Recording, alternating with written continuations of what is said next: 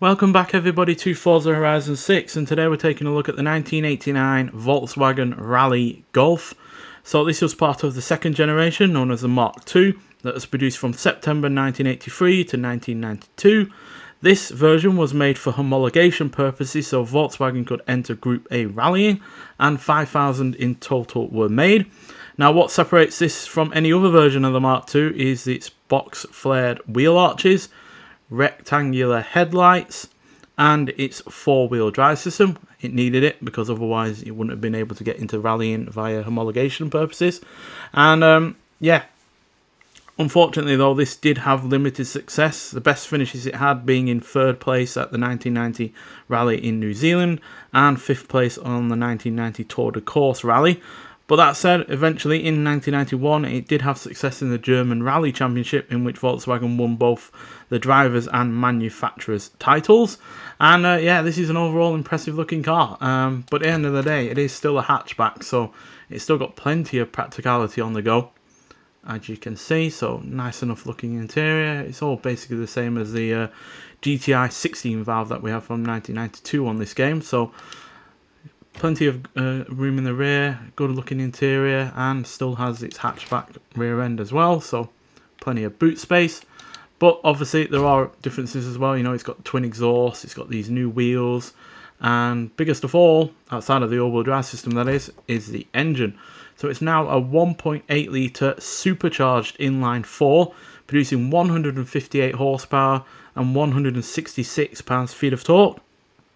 So that is 19 horsepower more than the GTI 16 valve. It's 20.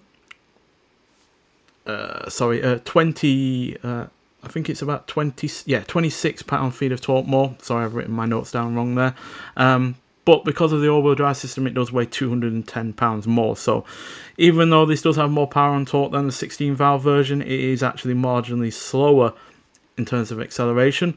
But this does have the better top speed due to the increase in power. So yeah, but all in all, this is a car that we've never had from Volkswagen before in a Forza game, and it's a really interesting, rarer version of the Golf Mark II. So that all in all is a well worth, you know, its inclusion, and it is currently as part of the festival playlist for only 20 points.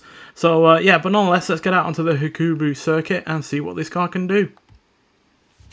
Right, so here we are at the Hakubu circuit, and as per usual, we'll hear what the car sounds like, then we'll talk about it some more.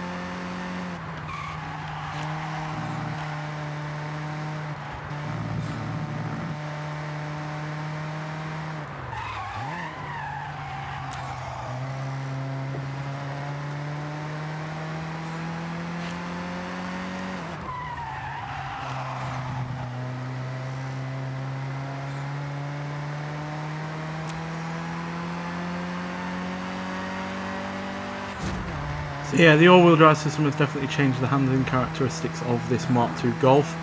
But I never knew that there was an all-wheel drive version of the Golf before the R32 was a thing. So yeah, this has been a bit of a learning curve in its own right. But yeah, it definitely grips a lot more than the GTI 16 valve, and yeah, and it needs to, given it's obviously got all of that extra power and torque, which helps it get to 0 to 60 in 8.422 seconds.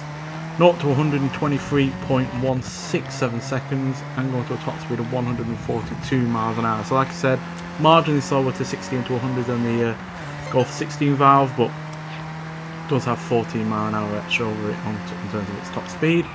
But yeah, this is definitely going to be the car that is more usable when it comes to like rallying or dirt racing on this game. as I imagine it's going to be huge fun to do so on those races, either online or otherwise.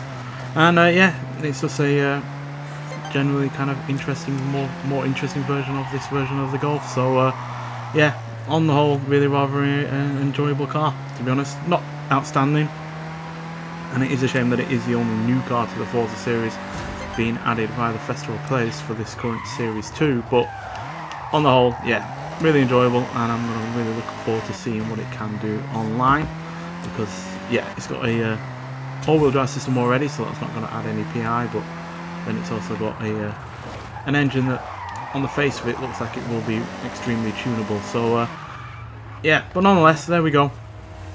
I would say it is worth getting those 20 points in the festival playlist just to get something that's a bit more unique from Volkswagen on this game.